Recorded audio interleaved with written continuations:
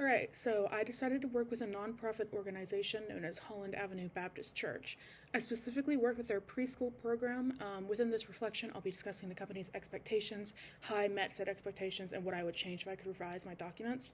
Finally, I'll discuss how I followed the typical genre conventions of the aforementioned requested documents. Unfortunately, the director, the main individual that I was in contact with, never clarified any specific expectations for me to abide by. However, one of the staff members was willing to provide me with some very simplistic guidelines.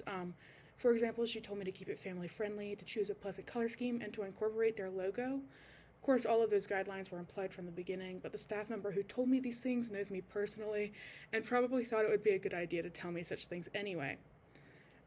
Fortunately, it would appear that I easily met the company's expectations. Apparently, the director considered me to be talented, and she stated that I successfully communicated professionally while maintaining a warm and welcoming tone. She clarified that she was very pleased with everything I turned in and appreciated my willingness to share my time and skills with their program. Fortunately, she didn't provide me with any constructive feedback. She didn't request for me to make any changes to the documents submitted to her, which confuses me because I'm certain they could be improved upon. Most importantly, I would ask for more information they'd like me to include in my documents. For example, with the first document, I wish I had asked for a color scheme. I say this because I know the preschool has themes that it likes to incorporate, but they didn't provide me with one, and I didn't think to ask for one until later. On a separate occasion, I wasn't given any photos for the flyer I was making, which made it really difficult to properly portray the event I was designing a flyer for. I should have asked for photos and more information, but I was trying to limit the number of times I emailed her, as she'd made it clear that she wasn't always able to respond due to the intensity of her work schedule.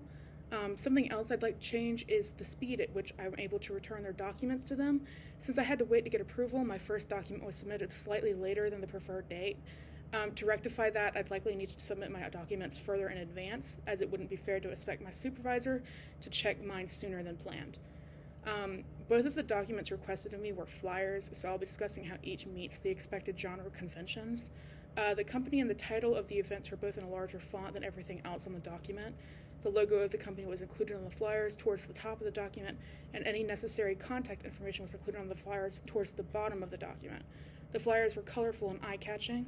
And finally, all information for the event, such as the time, date, and location, are included. All of these things are expected conventions for the creation of flyers, so I believe I successfully met those expectations.